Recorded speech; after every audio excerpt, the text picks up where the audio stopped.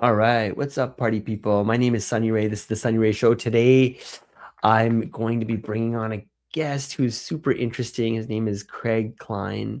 He's spent 15 years in enterprise sales, closing multi-million dollar, multi-year contracts with companies like Exxon, BP, Shell.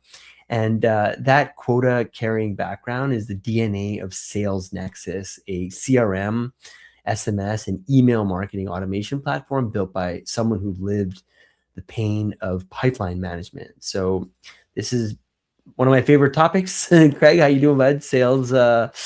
Yeah, this is, I mean, sales makes the world run, doesn't it? Yeah, that's right. It's weird how you at a cocktail party, you introduce yourself as a salesperson, right? And nobody's impressed, right? But everybody in the room is dependent on some salesperson somewhere to pay the bills at their business.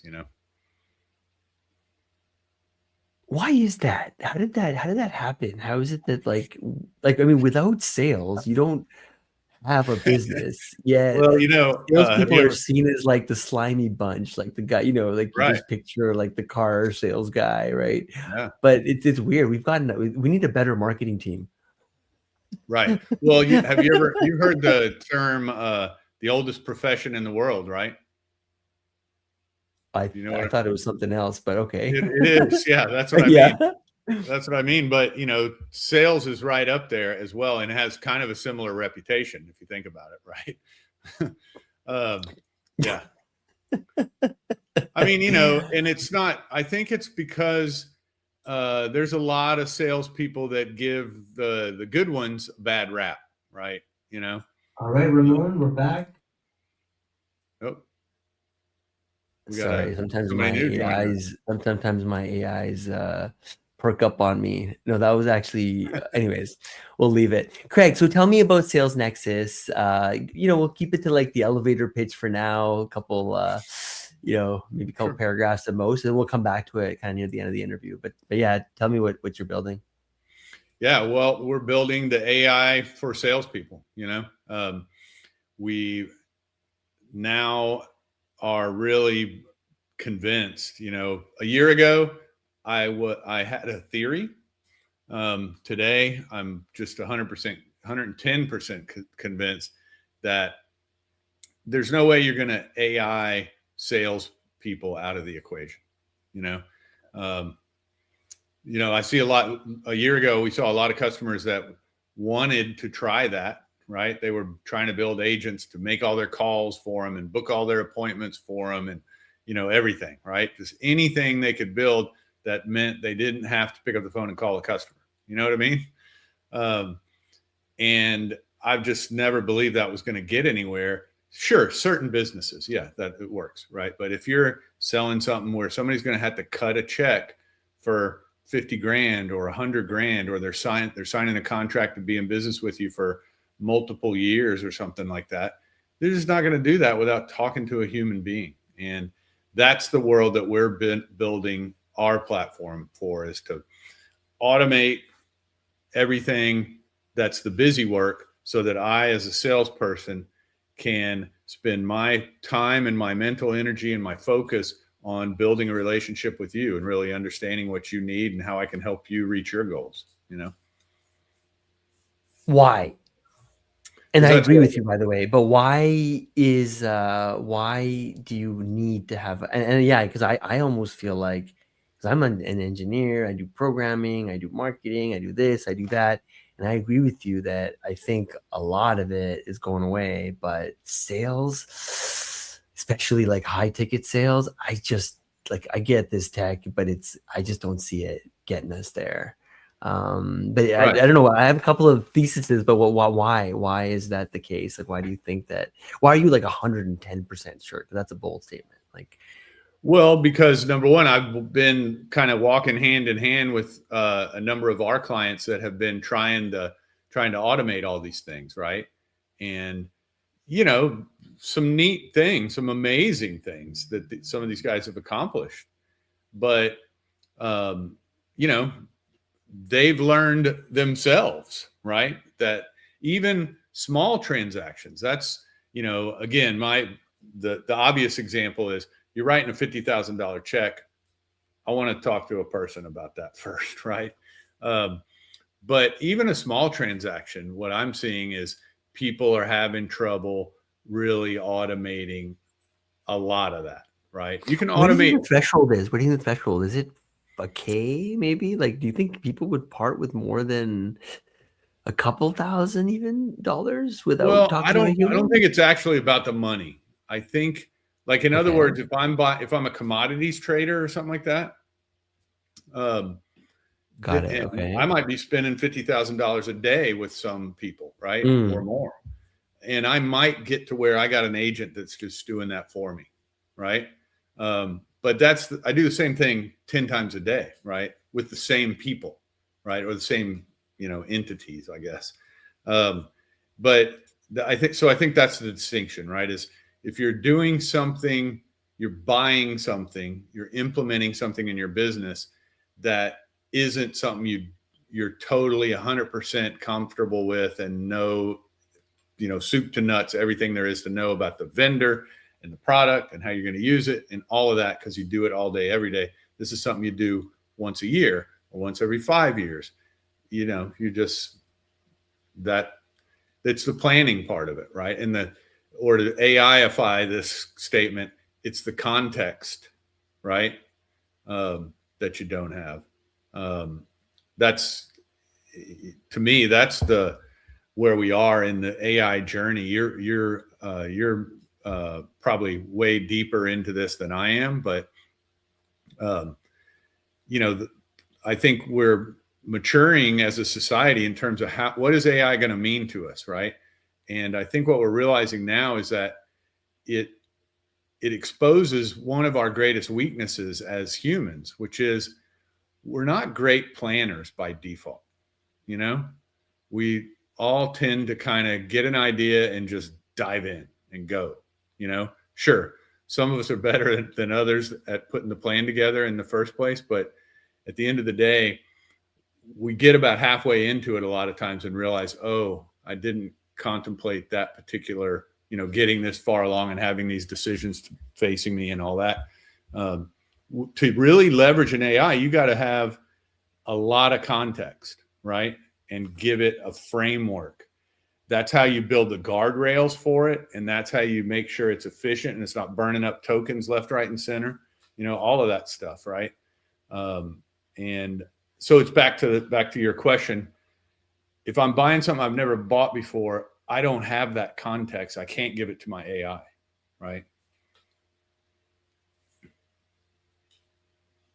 right, right. Well, anyway, happy to kind of like go deeper into it, but let's just back up a little bit. So Craig, you spent what 15 years selling multi-million dollar contracts, right? To some of the biggest companies in the world. So what specific pain made you say, I have to go build this myself instead of using, I don't Mm, know, Salesforce or something right. off the shelf?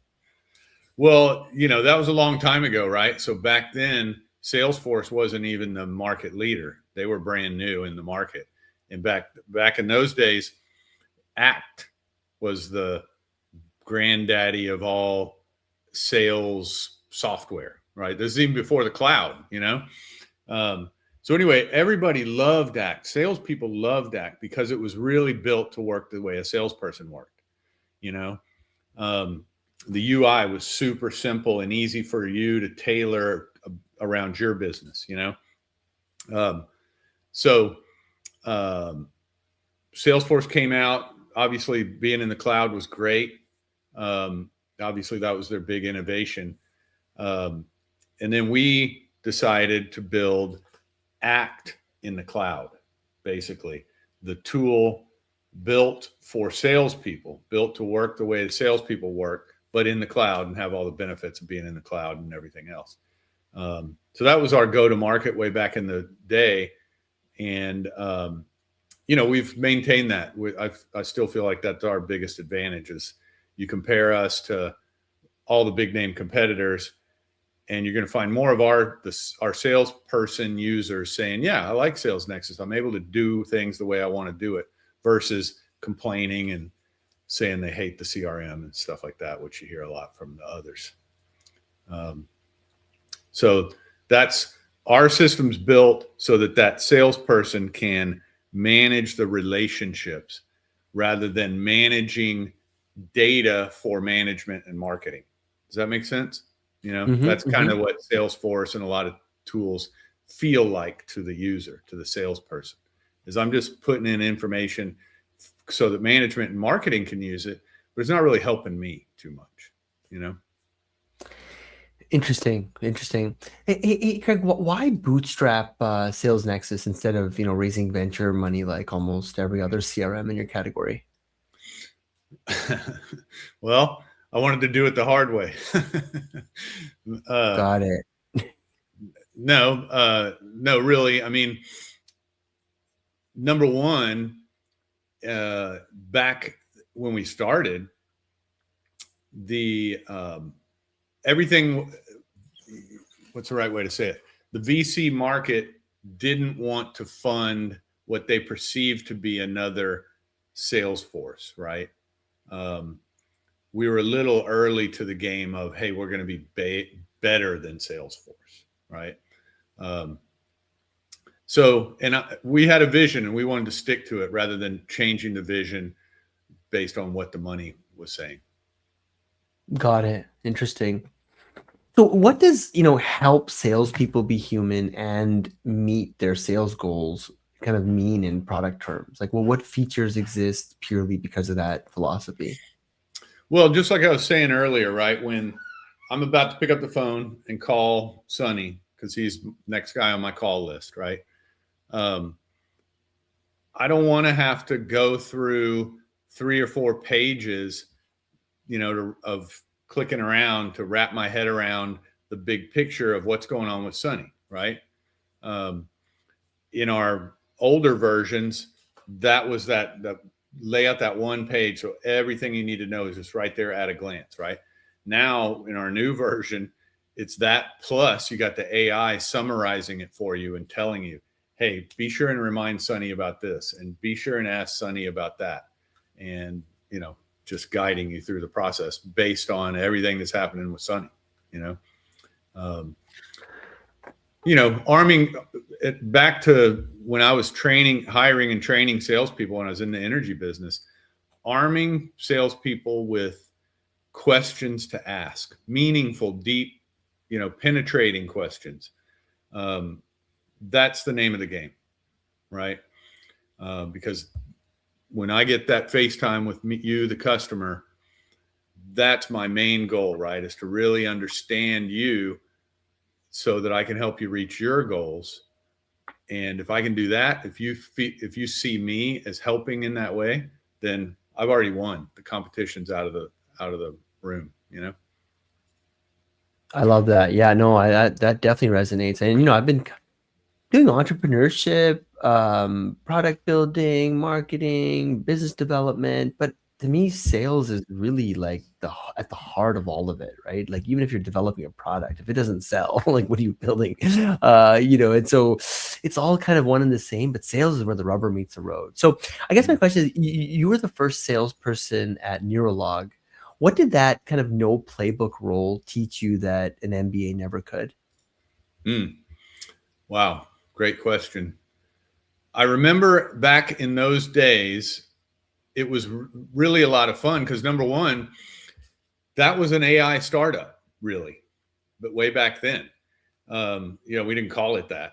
Um, but what we were doing is we were building neural networks to take oil and gas charts that were printed on paper way before computers and digitize them using neural networks so they could be used in a 3D modeling package. Um, I wasn't doing the neural network stuff that the founders were, but they were geniuses. They're way ahead of their time, obviously, and so it was super fun to be part of that and learn about that. And but it was also a big challenge to your question because I'm selling something nobody even has ever heard of before, right? Um, so I had to figure out everything, the value proposition, all of how to get these geologists who really, you know, they're just trying to find the oil under the ground. This is what I was selling was kind of a detail to them, even though it was some cool tech behind it. So we had to figure all that out. But I remember at that time, I just dove into every freaking sales guru book that you could ever read. I was reading them all. I remember Selling DeVito. That was one of the good ones I remember. And then somewhere along the way, I read, what's the name of the book? You can't teach a kid to ride a bike at a seminar, or something like that, by David Sandler. And that really resonated with me because I'm like you, I'm an engineer by training, and it kind of breaks sales down into a real process, that an engineer can wrap their head around. And that was a game changer for me. So we started to really break it down into phases of the relationship and how the right questions to ask and all of those things. And it worked well for me as a salesperson, but boy, when I started to hire salespeople as we started to scale, that's when it was a complete game changer, because now you can onboard somebody and hand them a playbook or a cookbook. Can you summarize kind of like the key takeaways? Like, I mean, I don't know about you, but my favorite has always been band. I don't know. I'm sure you've heard about Right. it. Like Sure. Yep. IBM super popularized it, I think, way back in the day. But that was just the one that always stuck in my brain as like, I don't need a CRM. I mean, I like to have a CRM, obviously, but I could be like in the middle of a desert, but I've got those 4 things ringing in my brain and I can close the deal. Mm-hmm. Is there, I don't know, some framework or something that you kind of, I don't know, adhere to in the middle of a sales call when you've got no notes on you or no iPad? Well, number one, like I've already mentioned a couple times, today, my philosophy is really just about asking questions. And I don't have some structured process I'm going through. It's more just, you kind of want to just open your heart to the person that you're speaking with, just like you would if you met somebody on the street, or a friend or a relative, right? Just, hey, here we are, 2 people sharing time together. Let me understand you as best I can. I may ask you our conversation may swerve into things that are totally not business related, right? I may find out that, you have a kid who's trying real hard to get into a school that I might have some connections at or something like that. There may be some ways that, it manifests that I can be helpful to you in personal ways, right?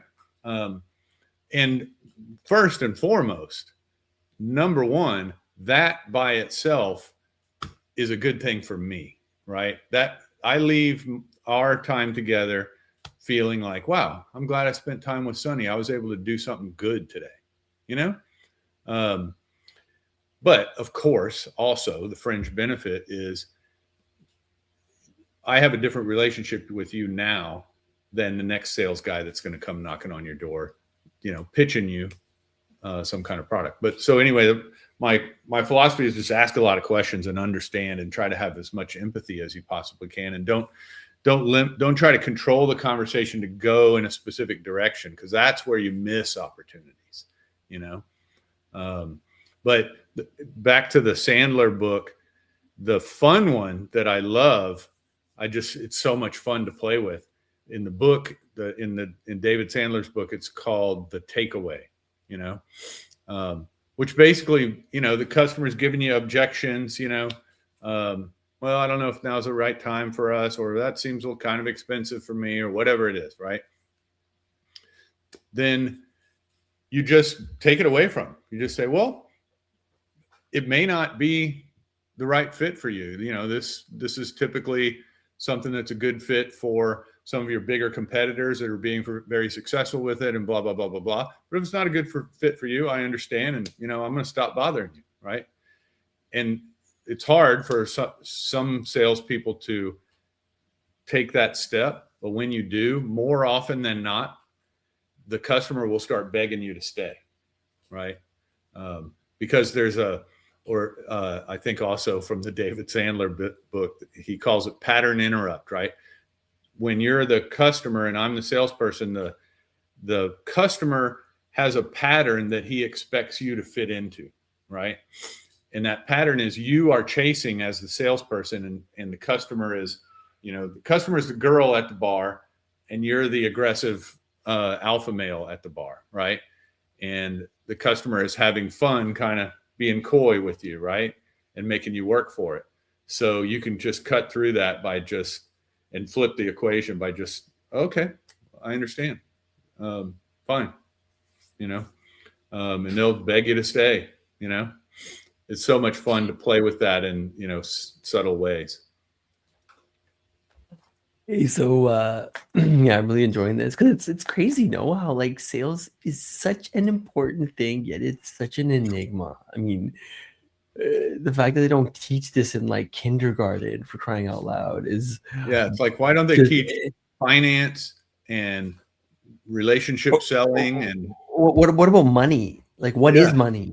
yeah. Let's start with that one, right? I mean, we're definitely missing a lot here. Hey, you know what? One of my favorite questions is like, can you tell me about like the founding story of Sales Growth Hub? Well, Sales Growth Hub, that's a venture that a friend of mine or partner and I started. And the idea there was to create a portal where business owners, marketers, salespeople, everybody that's in that sort of revenue generation ecosystem can come together and just, share ideas and learning and all of that. And it's not active anymore, but we had a lot of fun with it for a little while. My friend and partner, Michael Halper, he had written he called it the Sales Scripter. And it was a website where it would ask you a few questions and it would give you a script for your salespeople to use when they're cold calling, right? And it was pretty amazing how well it did, because it used the same principle that we were talking about earlier, where it's not giving you a pitch to tell the customer. It's giving you a bunch of questions to ask the customer, so that you can really ask the right probing questions. You're not calling up asking, hey, do you buy these widgets? And how many of them do you buy every month, right? You're asking more, why do you buy widgets? And what happens if your widgets break? And things like that, to sort of illuminate the need in the customer's mind, right? And it's pretty amazing what he built. And this was 10, 15 years ago. Yeah, no, it's all it all makes sense. Hey, you just finished this, like, I guess a full native AI native rebuild after 9 months. Like, what did you tear down completely, and what survived? We tore down everything. Like we literally rebuilt it. Totally different Okay. tech stack, everything. And so that's, what survived. That's been the biggest challenge in the whole project, is just making sure that we have kind of one-to-one functionality, or what I should say is 1+1, right? We have all the existing functionality of the old version plus all these new features, right? And we didn't leave any little details that some of our customers depend on, on the cutting room floor, so to speak. And I think we pulled it off for the most part. Again, our system's always been really customizable, easy for the customer to tailor to their unique way of doing it. So what we've learned in the last year going through this process is that there were some customers out there that had figured out ways to do things with our system that we would have never imagined,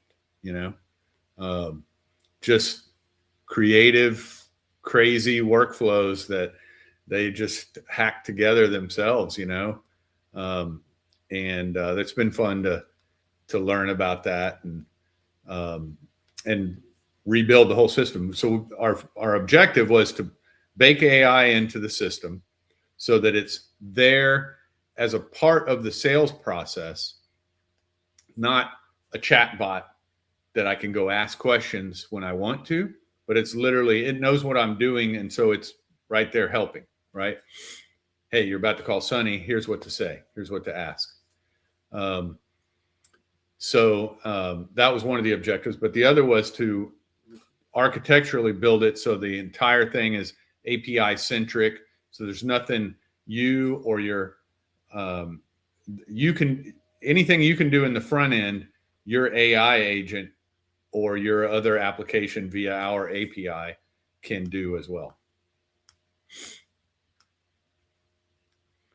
So that's been, for me, technically speaking, as an engineer, it's been kind of fun to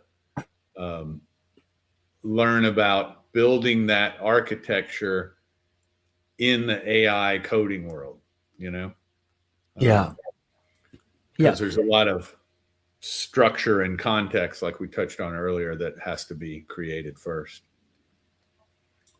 So this idea that AI makes humans more thoughtful, not less, is something you've, I think, talked about, right? So can you give me a concrete example inside Sales Nexus where that is essentially true in practice? Sure. Yeah. Like, well, I've used the same example a couple different ways of just, as a salesperson, I'm making my calls, right? And the AI is recommending what to say and what to ask, right? When I'm going through my calling and I just have kind of a script in mind where I'm kind of saying the same thing to everyone, right? The thing you just said, where it's like giving you questions to ask, is it also listening to my conversation and giving the questions based on that? Or is it just saying, okay, here's a question because this is our process and here's the It's 6 not questions I'm real going to always time. ask? It's not real time yet. What it does is we're recording the conversation and transcribing it, and so after the conversation, like next time we talk, it will reference our prior conversation and help me, pick up where we left off, that kind of thing. But it's not recommending in real time.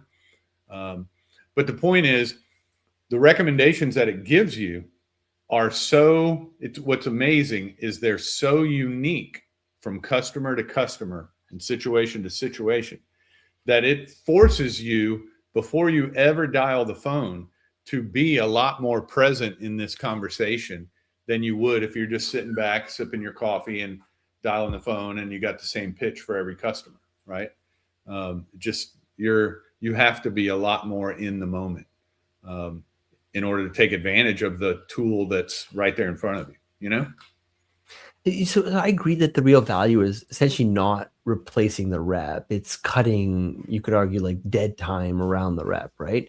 So I'd be curious, where do you draw the line between useful guidance and oversteering the seller in a way that makes every call sound kind of the same?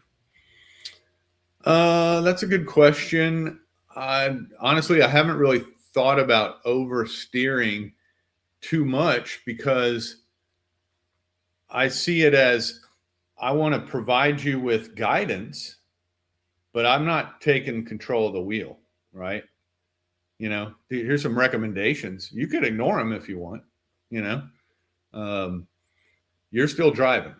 But again, just having the recommendations there is a game changer, really, because they're so contextual, right? So unique to the situation that Yeah. if you're not, we're all this way in our daily life.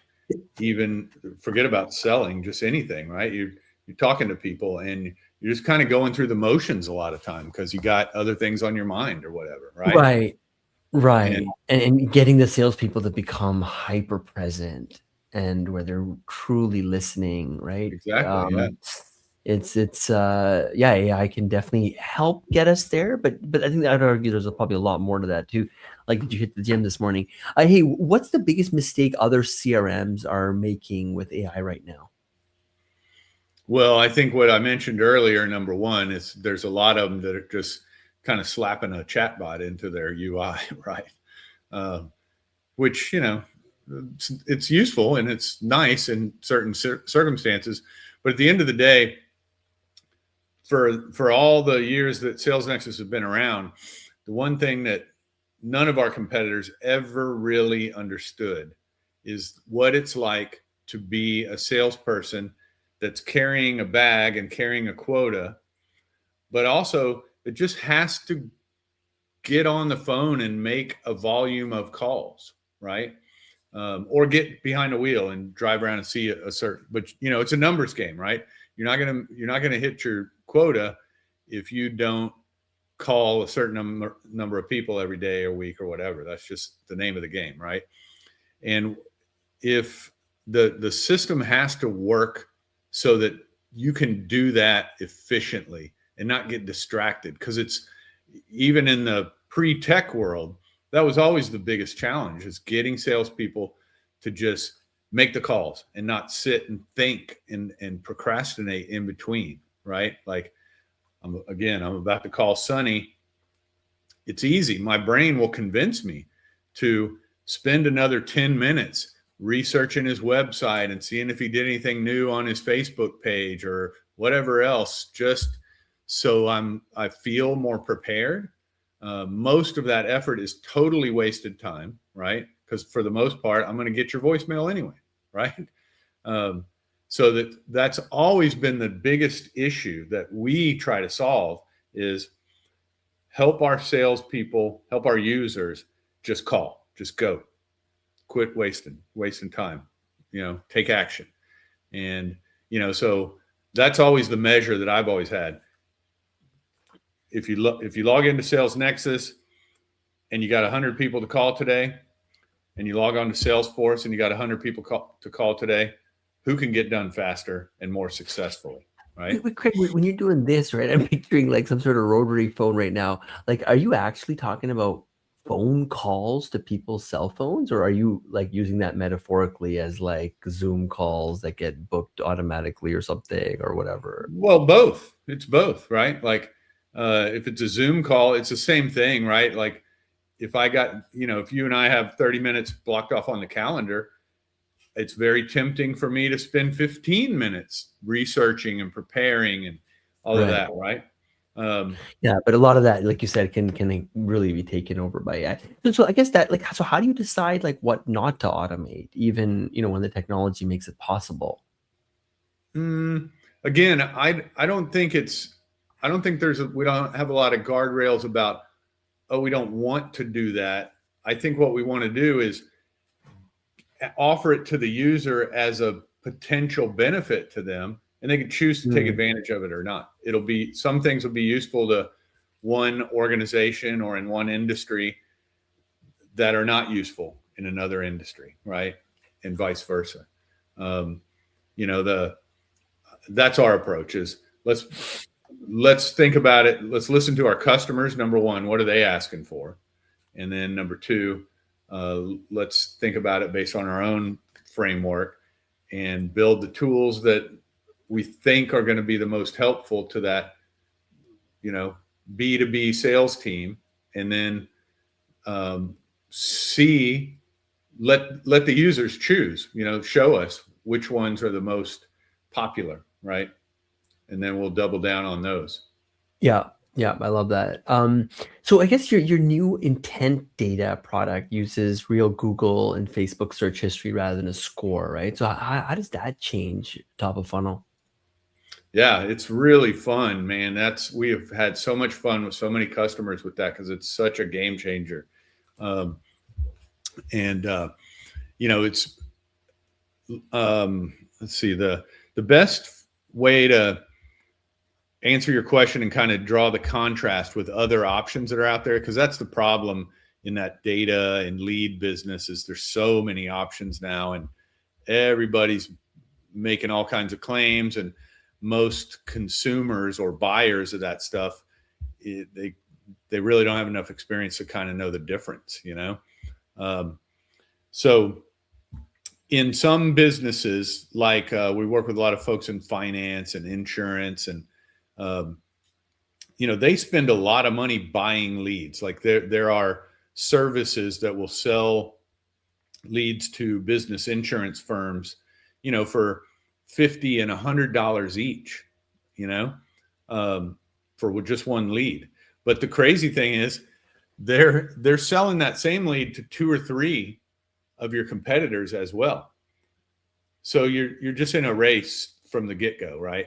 Um, so the point is, what Lead Engine does is let you jump that line, right? It lets you get in touch with the people who haven't gotten into that lead gen system where the leads getting sold to 4 or 5 vendors. You're catching the people before they've signed up in those portals and things that they use to build those lead databases. So it's, you go and do a search for, um, I need to find new health insurance for my employees or whatever it is. And tomorrow in your Sales Nexus account, you got that customer's name and phone number and email address, LinkedIn and all that other stuff, so you can get after them. And if you're able to reach out to that customer quickly,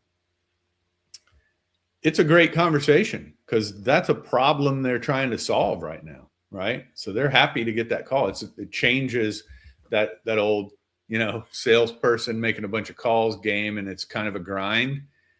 It's a lot more fun when you got a patient that needs the prescription that you're selling. Of course.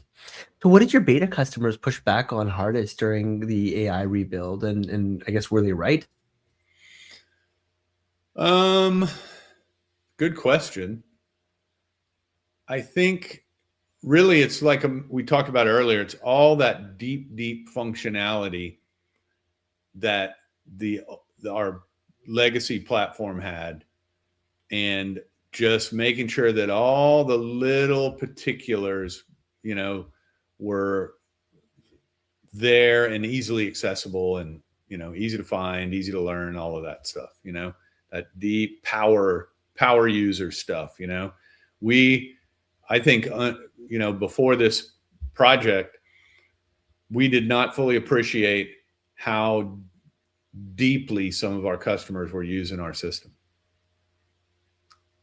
We saw it as a sales tool, but they were doing a lot of really powerful data admin things and using it as the core to, sort of almost like their back end to their operational side of their business and all kinds of crazy stuff that I would have never imagined. So are AI native rebuilds kind of like a survival requirement for every legacy SaaS company or optional? I think so. I mean, I've definitely talked to some people who are pivoting the other direction, right?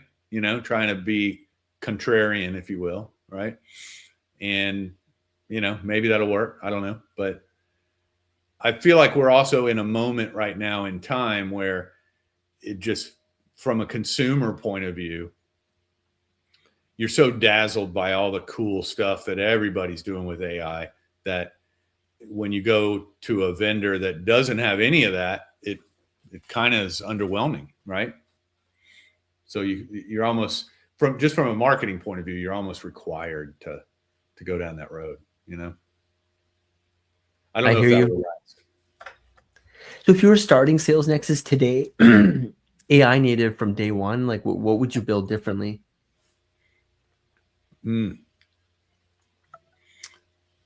That's a great question. I don't really know the answer. I mean, I guess I have two different hats I could wear to answer that question. My strategic CEO of Sales Nexus, what would be the smartest investment of time and resources kind of thing. And then here's what I really like to do answer, right? The like to do answer is I would build it on mobile first, like just make it native mobile, that's hard to do, in the real world, but it just would be a lot more fun, Yeah, I think that's quite smart. That's quite smart. I think, yeah.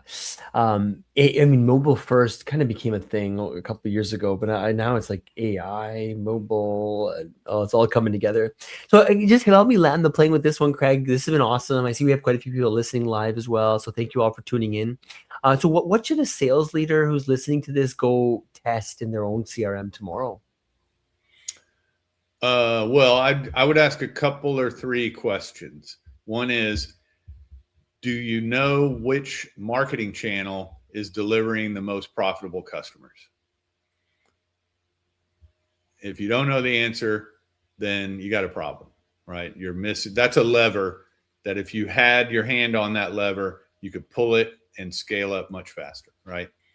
Um, and then for anybody that's really managing, onboarding salespeople, it's kind of the same thing. Do you know on an individual salesperson basis what's the bottleneck in their process, right?